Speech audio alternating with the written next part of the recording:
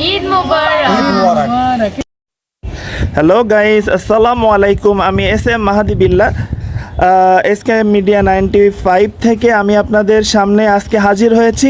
আজকে উপস্থিত হয়েছি এমন একটা পরিবারের সামনে যারা কখনো আওয়ামী লীগের দুঃশাসন এবং নিপীড়নের সাথে কখনো আপোষ করেনি, যারা কখনো অন্যায়ের সাথে আপোষ করেনি, শেখ হাসিনার অত্যন্ত ঘনিষ্ঠ ভাজন হওয়া সত্ত্বেও যারা কখনোই তার সাথে, তার অন্যায়ের সাথে, জুলুম নির্যাতনের সাথে আপোষ না করার কারণে দীর্ঘদিন যাবৎ এই পরিবারটা বিভিন্নভাবে তাদের দ্বারা, আওয়ামী সন্ত্রাসীদের দ্বারা নির্যাতিত এবং নিপীড়িত হয়েছে।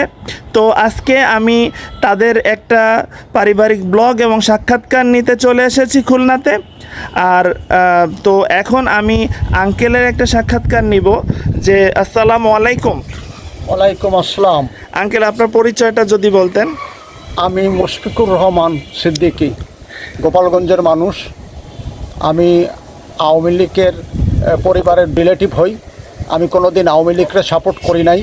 আমি আওয়ামী লীগের কার্যকলাপ পছন্দ করি না, কারণ তারা শুরু থেকেই সন্ত্রাস, দুর্নীতিবাজ এবং খুনি,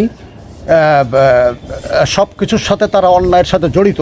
এই জন্য আমি কখনো তাদের সাথে আমি যাই নাই, কিন্তু আমি অনেক নির্যাতিত, নিপীড়িত এবং অনেক কিছু হারাইছি আমি। যেখানে আওয়ামী লীগের অনেক দুঃসম্পর্কের নানাতো, চাচাতো, ফুফাতো, মামাতো, তালাতো, অনেক ধরনের, অনেক শিকড়ের আত্মীয় স্বজন হলেও মানুষ এমপি, মন্ত্রী অনেক ধরনের সুযোগ সুবিধা পেয়ে থাকে এবং পেয়েছে দীর্ঘদিন যাবৎ। তো আপনি এই সুযোগ পাওয়া সত্ত্বেও আপনি কেন এই ধরনের সুযোগ গ্রহণ করেন? আমি করি নাই, কারণ আমি আল্লাহকে বিশ্বাস করি, মহান আল্লাহ তাআলা।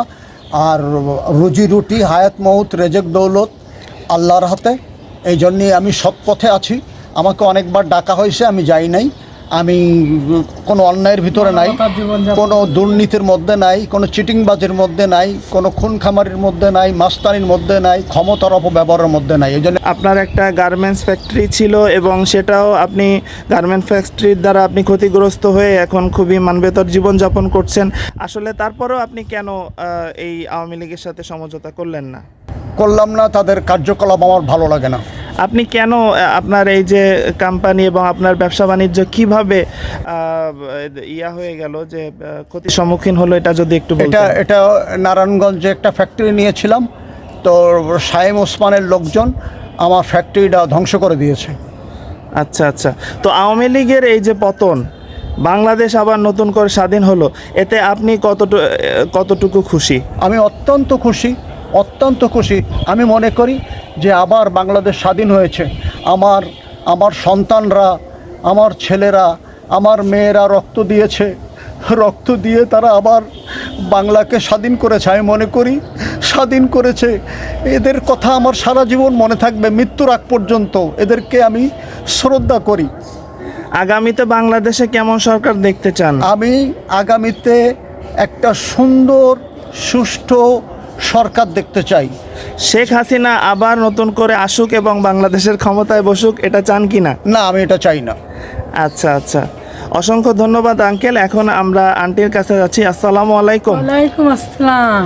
আন্টি, আপনারা সপরিবারে আজকে এখানে উপস্থিত হয়েছেন গতকালকে।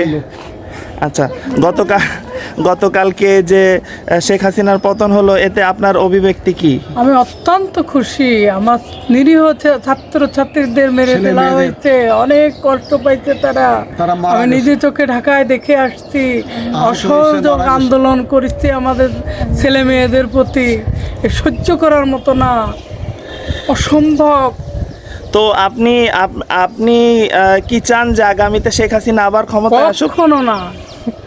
আচ্ছা, তো আমরা আরও একটি বিষয় জানি যে সাবেক যে ক্রিকেটার মঞ্জুরুল হক রানা, আপনার ছোট ভাই, তো সে যদি বেঁচে থাকতো তাহলে সে কি আওয়ামী লীগকে সমর্থন করতো কিনা? আচ্ছা আন্টি, অসংখ্য ধন্যবাদ। আপনি যে আজকে আপনার সপরিবারে এই আনন্দ উদযাপন করার জন্য চলে এসেছেন এবং আমাদেরকে সময় দেওয়ার জন্য। আপু, তোমার নাম কি? ঐশ্বর্য। তুমি কোন ক্লাসে পড়ো? 7। আচ্ছা, তো এই যে আজকে বাংলাদেশ আবার নতুন করে স্বাধীন হলো এবং শেখ হাসিনার পতন হয়েছে, এতে তুমি খুশি না বেজার? খুশি। তো তুমি কি গিয়েছিলে যে গতকালকে যে বিজয় মিছিল আমি হয়েছে? গিয়েছিলাম। বাড়ি আমরা গেছি আমরা আমরা গিয়েছিলাম সবাই। আচ্ছা, কতটুকু আনন্দিত তুমি? অনেক। আমরা আমরা অনেক আনন্দ পেয়েছি। 100% আনন্দিত, আমরা 100% বিজয় হইতে পারছি। 100% আমরা আনন্দিত। বিজয় আচ্ছা, তুমি কেন খুশি শেখ হাসিনার পতনে এবং অনেক ভাই, তুমি আপু, কেন আপু। খুশি? আপু, মেরে ফেলেছে। আমাদের অনেক স্টুডেন্ট মারা গিয়েছে, তাদেরকে আমাদের মেরে ফেলা হয়েছে। ভাইয়া আপুরা ভাইয়া পুরো মারা গিয়েছে, মারা গিয়েছে, হ্যাঁ। আহত আছে। আহত আছে, তাদেরকে উঠিয়ে নিয়ে যাওয়া হয়েছে, তাদেরকে গ্রেপ্তার করা হয়েছে। যে শেখ হাসিনার যে পতন হলো এবং বাংলাদেশে যে চারিদিকে দেখা যাচ্ছে নতুন একটা বিপ্লব সংগঠিত হয়েছে, এটার সাথে আপনি কতটুকু একমত? আমি পুরোপুরি একমত, কারণ আমাদের যে কোটা আন্দোলন এবং বিভিন্ন ধরনের ভাবে যে স্টুডেন্টের উপর যে সহিংসতা চালানো হয়েছে, যে ভায়োলেন্স চালানো হয়েছে, সেগুলো এখন আর হবে না। শিক্ষা প্রতিষ্ঠানে শিক্ষা ব্যবস্থা আশা করি আরও ভালো হবে। আমাদের ভবিষ্যৎ ভাই বোনেরাই ইনশাআল্লাহ আরও সুন্দরভাবে পড়াশোনা করে এগিয়ে যেতে পারবে। তো খুবই আমি very happy and proud of it. ভবিষ্যতে আপনি বাংলাদেশে কেমন ধরনের সরকার দেখতে চান? নিরপেক্ষ, সুস্থ, সুন্দর, দুর্নীতিমুক্ত সরকার অবশ্যই দেখতে চাই। এবং শেখ হাসিনা আবার ক্ষমতায় আসুক বা এই আওয়ামী লীগ শাসন আবার কোনো একটা সময় ফিরে আসুক, এটা চান কিনা? না, কখনোই চাই না, কারণ এর জন্য তো আর আমার ভাই বোনেরা রক্ত দেয় নাই যে সে আবার ফেরত আসবে। So we don't want her back. তো আজকে যে নতুন বাংলাদেশে আপনি কথা বলতে পারছেন, আপনার কোনো ধরনের ভয় বা আতঙ্ক কাজ করছে কিনা? না, একদমই না। এতদিন আমরা কথা বলতে পারতাম না, ফেসবুকে সোশ্যাল মিডিয়া একটা পোস্ট করতে পারতাম না, বাইরে যেতে পারতাম না, সব কিছুতে আমাদের ভয় কাজ করতো। সোশ্যাল নেটওয়ার্ক ইউজ করতে পারতাম না, সব কিছুতে আমাদের একটা বাধা ছিল, কিন্তু এখন সেটা কেটে গিয়েছে এবং আমরা খুবই খুশি এটা নিয়ে। আপনাদের খুলনার ছেলে শহীদ মীর মুগ্ধ যে অত্যন্ত মেধাবী এবং যে এই কোটা সংস্কার আন্দোলনে শহীদ হয়েছে, তার ব্যাপারে কিছু বলেন। উনি তো খুলনা ভার্সিটির একজন খুবই মেধাবী স্টুডেন্ট ছিলেন, প্লাস উনি সোশ্যাল ওয়ার্ক করতে যেই মারা গেছেন। এই জন্য আমরা খুবই দুঃখিত, আমরা পুরো ছাত্র সমাজের পক্ষ থেকে মানুষ হিসেবে খুবই দুঃখিত এবং তার মৃত্যুর জন্য আমরা গভীরভাবে শোকাহত। অসংখ্য ধন্যবাদ আপু। তোমার নাম কি? আমার নাম আরোহী। তোমার আজকে কেমন লাগছে? ভালো লাগছে। ভালো লাগছে, সবার সাথে আসতে পেরে ভালো লাগছে। আচ্ছা আচ্ছা, তুমি কি শেখ হাসিনা সরকারকে দেখতে চাও? না। আচ্ছা, শেখ হাসিনা সরকার আবার আসুক, সেটা কি চাও? না। ও, তুমি বড় হয়ে কি হতে চাও? পুলিশ। পুলিশ হতে চাও? আচ্ছা, পুলিশকে তো সবাই এখন বর্তমানে খুবই ঘৃণা করতেছে বা পুলিশের বিরুদ্ধে অনেক মানুষ ক্ষুব্ধ। তো তুমি কি কেমন পুলিশ হতে চাও? দেশের ভালো পুলিশ। ভালো পুলিশ হয়ে, তার মানে পুলিশ হয়ে কি অনেক পয়সা কামায় রোজগার করতে চাও নাকি দেশের মানুষের সেবা করতে চাও? মানুষের সেবা। অসংখ্য ধন্যবাদ আপু, তুমি তোমার আশা পূরণ হোক। ঈদ মোবারক। ধন্যবাদ।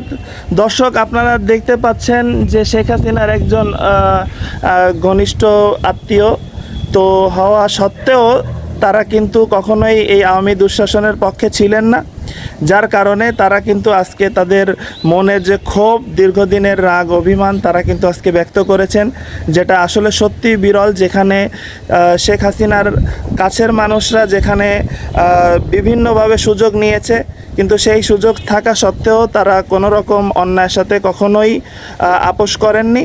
তো আশা করি আপনারা সবাই এই পরিবারের জন্য প্রাণ খুলে দোয়া করবেন এবং এখান থেকে আমাদের শিক্ষা নেওয়ার অনেক কিছুই আছে, যে আমাদের কাছের মানুষ যদি ভালো হয় তাকে সমর্থন করব, যদি সে অন্যায়ের বিপক্ষের শক্তি হয় তাহলে আমরা কখনোই তাকে সমর্থন করতে পারি না। এক সাগরে রক্তের বিনিময়ে বাংলার স্বাধীনতা আমরা কোনদিন